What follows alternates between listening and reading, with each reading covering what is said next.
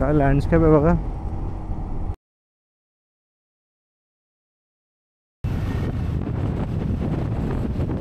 कारण अशा टेम्परेचरमध्ये हेच सर्वाईव्ह करू शकतात. गुड मॉर्निंग यूट्यूबकर. तर आज आहे आपला राईडचा तिसरा दिवस आणि मी काल थांबलेलो डाकोर. तर डाकोर ही कृष्णाची सिटी आहे. हिला श्रीकृष्ण सिटी असे म्हटले जाते. आता मला मंदिरात जायचं होतं पण लकीली आपल्याला निघायचं आहे लवकर, कारण आपल्याला अजून खूप मोठा रस्ता गाठायचा आहे. तर ज्या वेळेला रिटर्न येऊ ना त्यावेळेला इकडे त्या मंदिरामध्ये नक्की जाऊया. खूप सुंदर असं मंदिर आहे. तर इथे मी फोटो पण टाकेन तुमच्यासाठी. आणि आजचा आपला प्लॅन जो काही आहे तो असा आहे. आज आपण ट्राय करणार आहोत की ऑलमोस्ट 400 किलोमीटर तरी कवर करूया आणि नंतर मग उरलेले उद्या बघूया. चला मग टाईम वेस्ट न करता आपण लगेच रस्त्यावर जाऊ आणि मग तुम्हाला भेटूया लवकरच. सो गाडी पण तयार आहे आपली आणि सगळं टाकलेलं आहे. तो हेल्मेट तिकडे, ग्लव्स पण तिकडे. तर पटापट निघूया. परत जास्त उशीर केला की मग आपल्याला पुढे पोचायला वेळ होईल. ओके चला भेटूया तुम्हाला हायवेवर. नमस्कार यूट्यूबकर. तर आता मी बसलो आहे आपल्या स्वारीवर आणि सज्ज झालो आहे पुढे निघण्यासाठी. आता आपल्याला इथे मीटरमध्ये दाखवत आहेत 7 तास 32 मिनिटे. तर मी माझे ग्लव्स पण घालून घेतो कारण many minutes later नंतर परत राहिले तर राहून जातात मग ते.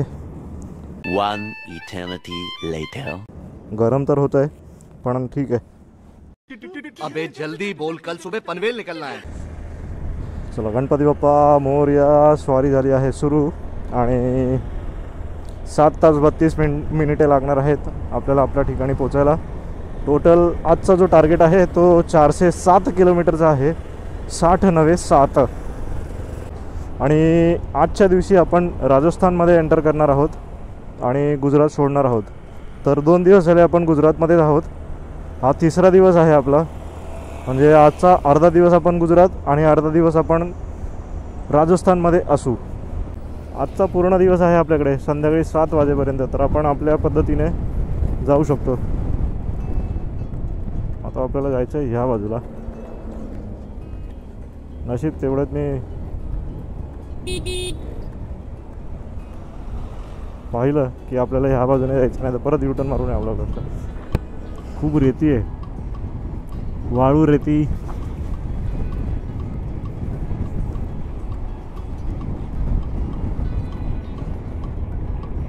सात तास 5 मिनिटे.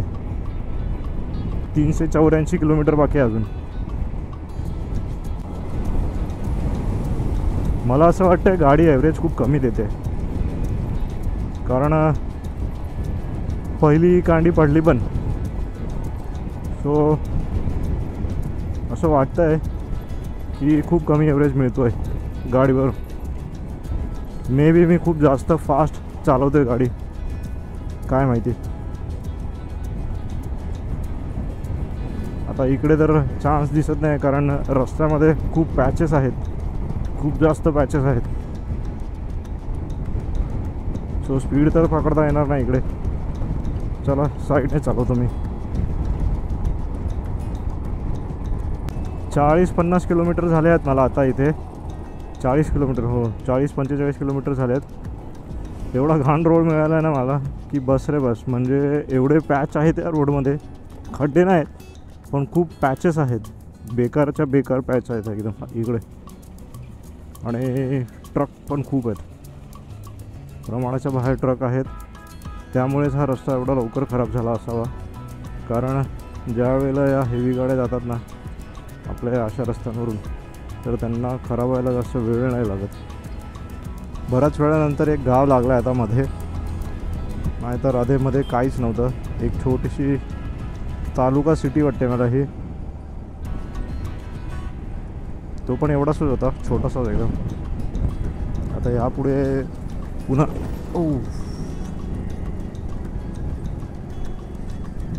हे बघा हिरो, गावातलं हिरो. आता उदयपूर इकडून 170 किलोमीटर राहिलं आहे तर आपण उदयपूरला तर थांबणार नाही आहोत, आपण सरळ जाणार आहोत आपल्या उदयपूरच्या पुढच्या डेस्टिनेशनकडे.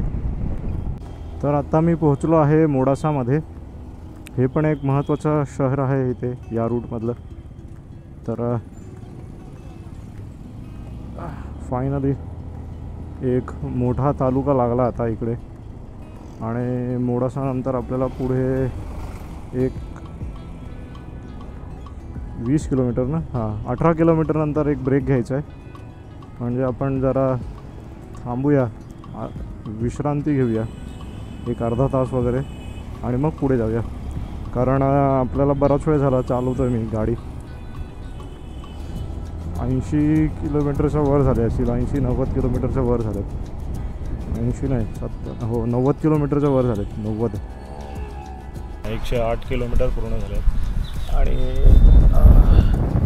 मागाशी एक 15 मिनटासाठी ड्रोन उडवण्यासाठी ब्रेक घेतला होता. अजून आपल्याला एक 290 किलोमीटर 294 किलोमीटर इथून पुढे जायचं आहे. आणि आपले 600 किलोमीटर आता पूर्ण झालेले आहेत. 4 किलोमीटर बाकी आहेत. ते जर 4 किलोमीटर इकडे जोडले आपण तर आपले पूर्ण 600 किलोमीटर पूर्ण होतील. पण हे लँडस्केप बघा किती मस्त लागलं आहे अचानक मध्ये. वादी ओल करून नावाची जागा आहे. मस्त हायवे हा. पण हे असे डिवायडेड हायवे असतात ना ते बरे वाटतात जरा चालवायला, कारण सेफ वाटतात सिंगल हायवेपेक्षा. ही आहे राजस्थानची बॉर्डर. आणि आता आपण फायनली राजस्थानला पोहोचलो. राजस्थानमध्ये आपलं स्वागत आहे.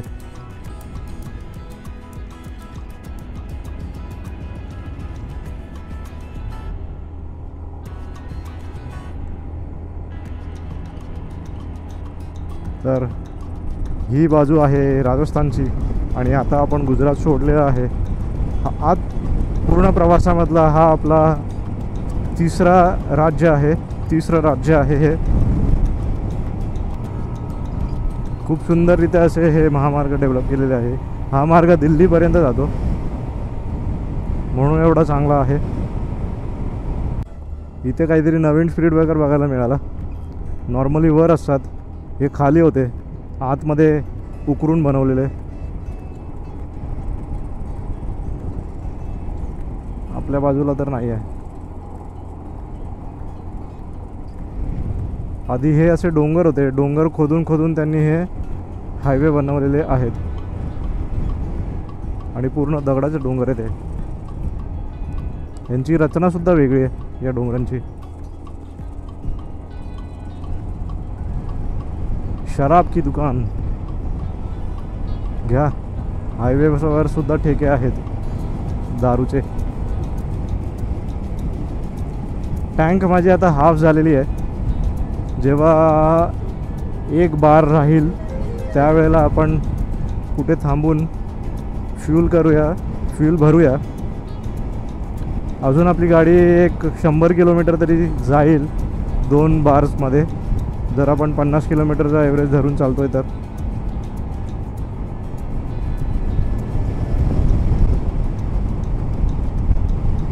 हे मस्त छोटंसं असं एक रेस्टॉरंट बनवलं आहे युरोपियन स्टाईलमध्ये.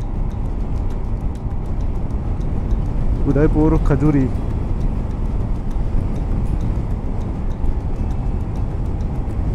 हे बघा इथे अजून पण हे असं चालतं. मस्त टपावर बसून हे लोक प्रवास करतात एवढ्या उन्हामध्ये पण.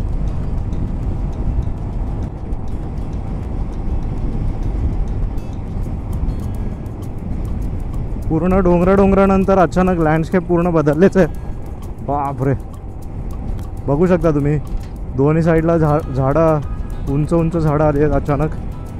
मगाशी पूर्ण असा वाळवंट टाईप भाग होता, तिकडे झाडं होती पण सगळी सुकलेली होती. आणि इथे बघा पूर्ण लँडस्केपच बदललं एकदम.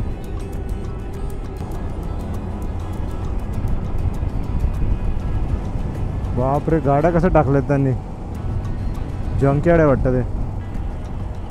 आता मी थांबलेलो पेट्रोल भरण्यासाठी. पेट्रोल भरून झाले आता फक्त मोबाईल लावायचा आहे. मोबाईल लावा आणि चला.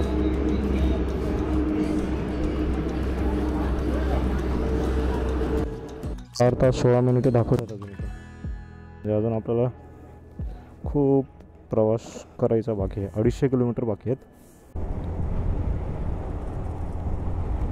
तर इथे आहे भुवाली आणि सरळ उदयपूर. उदयपूर काहीतरी एक 85 किलोमीटर उरलं आहे. 85 किलोमीटर आहे उदयपूर. आणि हा आहे नॅशनल 48. खूप जोरात हवा सुरू आहे.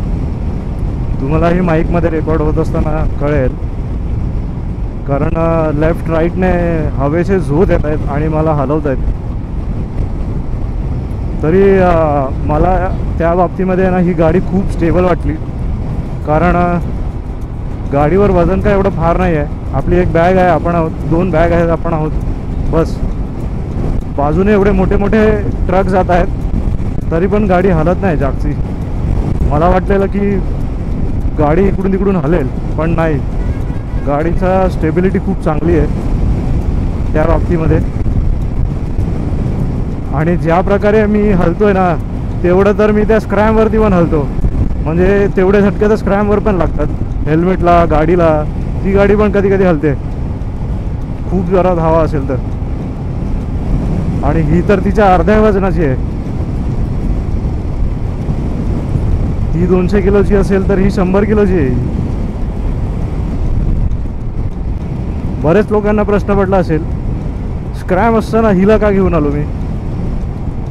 तर स्क्रॅमला मला जरा आराम द्यायचा होता, कारण तिला मी बऱ्याच ठिकाणी फिरवलं आहे. आणि ही नुकतीच घेतली आहे मी. 6 महिने झालेत मला, 6-7 महिने झाले तिला घेऊन. विचार केला की हिची ही कार्यक्षमता पाहूया, इंजिनचे पॉवर बघूया. आता मला ऑइलचं इंडिकेशन इकडे देत आहे, पण एवढ्यात ऑइल बदलण्याची गरज नाही आहे, कारण हिचं जे इंटरवल आहे ऑइलचं ते 4000 किलोमीटरचं आहे. आणि आपल्याला आत्ताशी फक्त 651 किलोमीटर झालेले आहेत, बरोबर ना. 651 किलोमीटर. आणि 651 किलोमीटरला ऑइल बदलायचं म्हणजे, आणि जरी मी ऑइल चेंज केल्यानंतर जर काउंट केलं तर मला नाही वाटत आहे की 800 किलोमीटरसुद्धा क्रॉस झाला असेल. तर एवढ्या लवकर ऑइल बदलण्याचं इंडिकेशन का देते त्यालाच माहीत. So much later that the old narrator got tired of waiting and they had to hire a new one. इकडचे जर डोंगर तुम्ही बघितले ना, तर ना त्याच्यावर असे बघा, हे झाडांची रांग त्यांनी लावली आहे. पूर्ण बॉर्डर म्हणून लावली आहे का नॅचरली आली आहे काय माहीत, पण मी मगासपासून पाहतो आहे इकडचे जेवढे पण डोंगर आहेत ना, हे असे ते बघा, त्यांच्यावरती ती झाडं दिसत ती कशी लावली आहेत बघा. ती पूर्ण एका रांगेत लावलेत त्यांनी.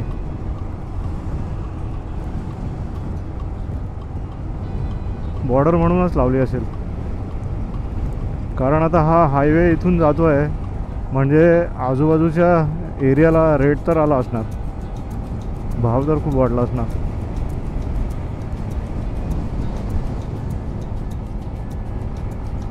पूर्ण वाळवंटी भाग आहे हा, पण झाडं आहेत इथे. मगाशी किती किलोमीटरला मी टाकी फुल गेली मला आता लक्षात नाही येते. नंतर जेव्हा एडिटिंगला बसेल ना तेव्हा बघेन. खूप वारा येतो समोरून, चांगली गोष्ट आहे ती. आणि वाईटसुद्धा. चांगली यासाठी की मस्त हवा लागते, आणि वाईट यासाठी की अति जास्त हवा आहे. त्याने कधी कधी आपल्या गाडीचा तोलसुद्धा बिघडतो.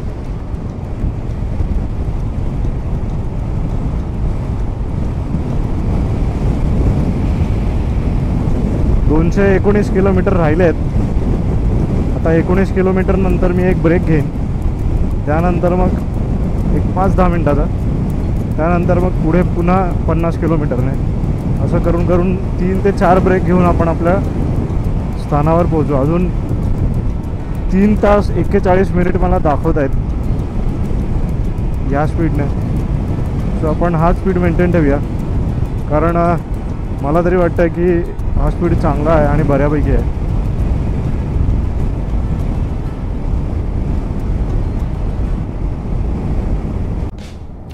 परसाद, सलुंबर आणि उदयपूर.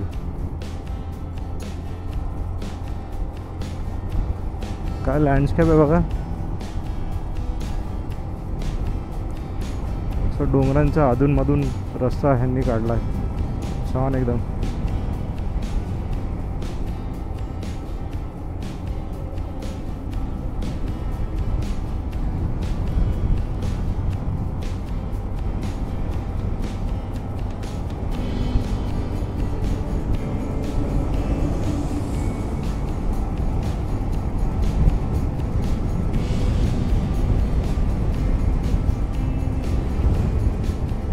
डोंगराळ भाग आहे, पूर्ण डोंगरच डोंगर आहेत चारी बाजूंना. हे असे हायवे जर लडाख रिजनमध्ये वगैरे बनले तर कसला खतरनाक होईल. म्हणजे ना तिकडे टुरिस्टची संख्या असली वाढेल ना, बाप रे, एकदम डेंजर. म्हणजे जसं आता केदारनाथ आणि ह्या साईडला होत आहे ना, तसं तिकडेही होईल. 70-80 लाख माणसं अचानक पोहोचले तर तुम्ही विचार करा किती जास्त ताण येईल पाण्यावर, त्यानंतर ड्रेनेज सिस्टमवर, पुन्हा तिकडच्या गावांवर, रस्त्यांवर, इलेक्ट्रिसिटीवर. कारण टुरिझम हा असा बिझनेस आहे ना की लोक तिकडे फिरण्यासाठी जातात, विश्रांतीसाठी जातात, मजा वगैरे करायला जातात. उदयपूर 50 किलोमीटर राहिले, तर आता 50 किलोमीटर नंतर आपण ब्रेक घेऊया. नाही, 8 किलोमीटर नंतर घ्यावं लागेल, कारण आपण आधी जो ब्रेक घेतला होता तो 50 किलोमीटर आधी घेतला होता. सो मी काय म्हणत होतो, टुरिझम एक असा बिझनेस आहे ना, किंवा असं सेक्टर आहे ना, त्यामध्ये रिसोर्सेसची जी गरज आहे ना ती खूप जास्त प्रमाणात लागते कोणत्याही भागामध्ये. जर तिकडे टुरिझम वाढवायचं असेल, किंवा जर जेवढं टुरिझम तिथे व्हिजिट करतं किंवा भेट देतात लोक दरवर्षी, तेवढंच जर टिकवून ठेवायचं असेल तर मग तेवढ्या फॅसिलिटीज लोकांसाठी, मग तरच लोक तिकडे येत राहतील. नाहीतर मग काय होणार, वर्षानुवर्षे जर लोक तिकडे येत राहिले आणि तिकडे जर सोयी नसतील जशा हव्यात तशा, तर त्याच्यामध्ये तुम्हाला पर्यटकांचा घट झालेला सुद्धा दिसतो. कारण सगळेच एका मताचे नसतात, एका विचारांचे नसतात की बाबा आम्ही अशा भागामध्ये जातो आहे तिथे लाईटसुद्धा आजपर्यंत पोचली नाही आहे, इलेक्ट्रिसिटी. म्हणजे मग विचार करा तुम्ही, बाकीच्या गोष्टी तर खूप दूर राहिल्या, बरोबर ना. आणि काही लोकांना तर लक्झरियस राहायची सवय असते. 4 किलोमीटर बाकी होते 50 किलोमीटर पूर्ण व्हायला, पण मी आधीच थांबलो कारण हा ढाबा मला दिसला. म्हटलं इकडे तिकडे शोधण्यापेक्षा आता जर सापडलं आहे तर इथेच बघूया काय मिळतं आहे का. चला त्याला विचारतो आधी. खाने में क्या क्या है? कुछ भी नहीं अभी? मैगी वगैरह भी नहीं मिलेगा? Okay, thank you. सो ह्याच्याकडे काहीच नाही खायला, पुढे जाऊन बघावं लागेल आपल्याला काय मिळतं आहे का, नाहीतर मग आपलाच जुगाड आपल्याला बाहेर काढावं लागेल. आत्ता मी पोचलो आहे उदयपूरला, आणि उदयपूरला बायपास करून मी जातो आहे आता ह्या बाजूला चित्तोडगड गेलं आणि त्याच्या आधी उदयपूर. तर इथे न थांबता आता मी पुढे जातो आहे. 150 किलोमीटर उरले आहेत शेवटची, आणि 150 किलोमीटर आपल्याला पार करण्यासाठी 2.5 तास लागणार आहेत. भूक एवढी अजून मला लागलेली नाही आहे, तरी पण काहीतरी खायला हवं, म्हणून मग मी कुठेतरी थांबेन. आता इथे बराच वेळ झाला मला कुठे आजूबाजूला हॉटेल्स वगैरे काही दिसले नाही. मागे जिकडे थांबलेलो तिकडे त्यांच्याकडे खायला काहीच नव्हतं. मग तो जो स्टॉप आपला गेला असाच वाया गेला. पाणी वगैरे प्यायलं थोडं. आणि हा रस्ता बघा सरळच्या सरळ आहे एकदम, बराच सरळ आहे. आणि हा बराच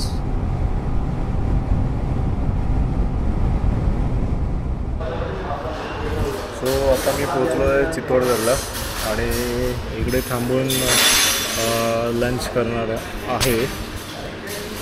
कारण मगाचपासून मी जागा शोधत होतो कुठे मिळेल आणि इथे एक छान असा ढाबा मिळाला. नवीनच बनवलेला दिसतोय. तर मी आलो तेव्हा बरेच लोक होती. आता गेले ते मला म्हणत होते चला राजस्थान फिरवतो तुम्हाला. मी म्हटलं येताना येतो तुमच्याकडे. आता मी चाललो आहे एका मिशनवर. तो सध्या ते मिशन पूर्ण करूया, नंतर मग तुमच्याकडे बघू. बरं, मी खिचडी घेतली आहे खायला. जास्त टेन्शनवाला नको. मग आपली खिचडी पण आली. मस्त पटापट खिचडी खाऊया आणि मग पुढे निघूया. थँक्यू. ही आहे राजवाडी खिचडी. याच्यामध्ये ड्रायफ्रूट्स वगैरे भाज्या वगैरे असतात. तर ते म्हणाले छान असेल खायला ह्या वातावरणामध्ये. तर पाहूया खाऊन कशी आहे ती. मस्त टेस्ट आहे याची राजवाडी खिचडीची. आणि भाज्या पण आहेत. कोबी आहे. कोबी कच्चा वरून टाकतात ते लोक. बाकी शिमला मिर्च वगैरे आणि जास्त स्पायसी पण नाही आहे. तर छान कॉम्बिनेशन आहे. फर्स्ट टाईम खातो आहे राजवाडी खिचडी. पटापट हे संपवतो आणि मग तुम्हाला पुन्हा रस्त्यावरती भेटतो.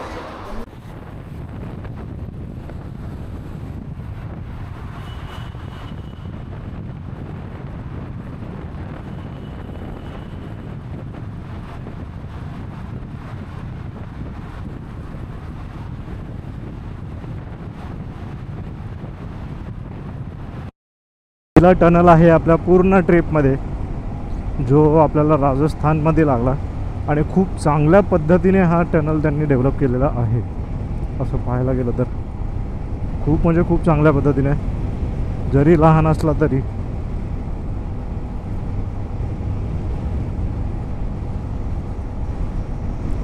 डोंगर खोदून खोदून रस्ते बनवले तिकडे. आणि ते पण एकदम सुंदर आणि अप्रतिम आहेत. स्पॉटलेस आणि पॉटलेस. तुम्ही इकडे डांबराचा पण रंग बघितला ना तर तो सफेद पडलेला आहे पूर्ण.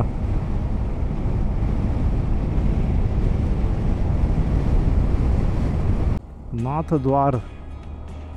अब हम पहुँचे हैं नाथ द्वार में. खूप मस्त बनवलं आहे सिटी बघा. व्यवस्थित प्लान केलेलं आहे एकदम. लाईट वगैरे ब्लॉक करायला सुद्धा त्यांनी मध्ये काय काय लावलेले आहेत.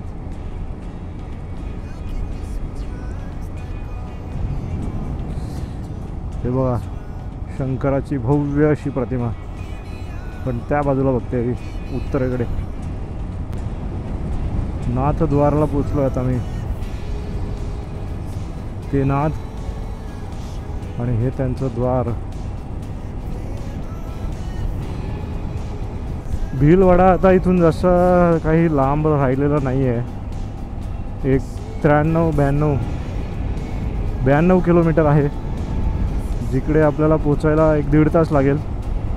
जयपूरला आपल्याला उद्या निघायचं आहे. आज आपण थांबणार भीलवाड्यालाच. 91 किलोमीटर उरलेले आहेत. अजमेर इथून 222 किलोमीटर आहे. पण ते खूप जास्त लांब होईल आजसाठी. आणि आपला ब्लॅक पॅन्थर जो आहे त्याला हे झेलणार नाही. एवढं झेलायला पण उगाच मला त्याला स्ट्रेस नाही द्यायचा आहे. 6-7 वाजले की आपण आपली स्वारी जी आहे ती थांबवून द्यायची. 5-6 दिवस लागले तरी चालतील, काय हरकत नाही. आपल्याकडे तेवढा स्ट्रेच आहे की आपण करू शकतो. एका दिवसाला 400 किलोमीटर इज इनफ माझ्या मते. आणि त्यात जर आपल्याला एका बाजूने 1800 किलोमीटर करायचे असतील, 1900 किलोमीटर करायचे असतील, मग तर जर्नी आपल्याला ब्रेक करायलाच हवी.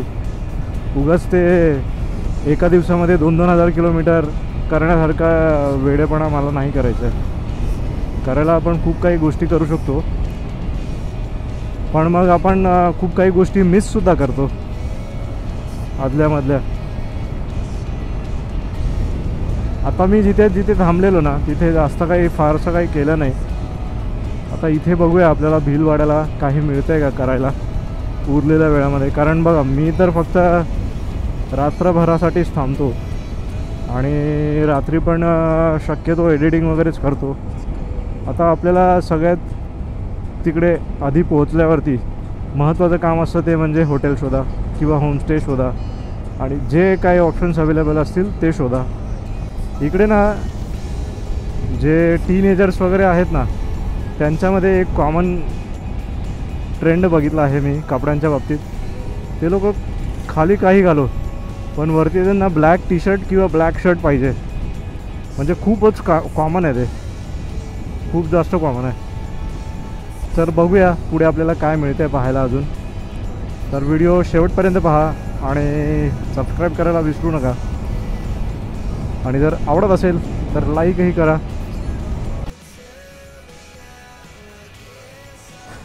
अडतीस किलोमीटर राहिलेत आणि तेवढ्यात फ्यूल संपवायला आलेलं. फक्त एक कांडी राहिलेली. परत प्रॉब्लेम नको म्हणून मी आधीच भरून घेतलं. कारण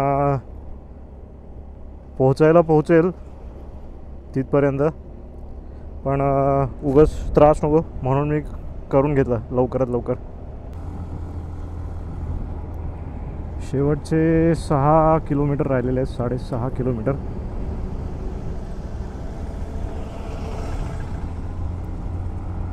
आणि आपण ऑलरेडी भीलवाडामध्ये आलो आहे. फक्त आपण आउटस्कर्ट्समध्ये आहोत. आता सिटी सेंटरमध्ये जातो आहे. तिकडे जाऊन हॉटेल्स वगैरे थोडे एक्सप्लोअर करूया आणि मग डिसाईड करूया कुठे आपल्याला थांबायचं आहे. इथे सगळे हॉटेलच आहेत. तर एक हॉटेल तिकडे पुढे दाखवते मला, बघूया जाऊन. मागे पण एक हॉटेल होतं त्याचं मी ऑनलाईन चेक केलेलं तेव्हा 1,500-2,000 रुपये पर नाईटचे दाखवत होते. पण मी ट्रिबो ट्राय करेन कारण ट्रिबोमध्ये मी आधी ऑलरेडी राहिलो आहे. आता 6:40 झालेत. लवकरच पोचून तिथे एकदा अंदाज घेऊया हॉटेलचा कसं आहे ते. आवडलं तर ठीक, नाही आवडलं तर दुसरं बघू अजून. 8:01 p.m. तर हा काय असा होता माझा आजचा दिवस.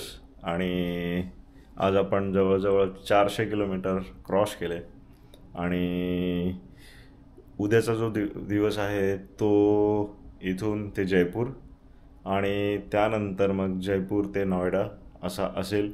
किंवा जर जयपूरच्या पुढे जर मला पोचता आलं तर तेही मी करेन. कारण इथून जयपूर आहे एक 250 किलोमीटर आणि आत्ता जे मी इकडे थांबलो आहे त्याचं नाव आहे भीलवाडा. आणि भीलवाडापासून जयपूर काही फार जास्त लांब नाही, 250 किलोमीटरचं आहे. तर 250 किलोमीटर आपल्याला 4 तासामध्ये कवर करता येतं. आणि कारण इकडचे रस्ते जबरदस्त आहेत सो त्यामध्ये नो डाऊट्स. तर जर आपल्याला झालं तर आपण प्रयत्न करूया की जयपूरच्या पुढे जाऊ. किंवा जर जयपूर सिटी फिरायची असेल तर मग मी एक दिवस जयपूरमध्ये थांबेन आणि नेक्स्ट डेला निघेन.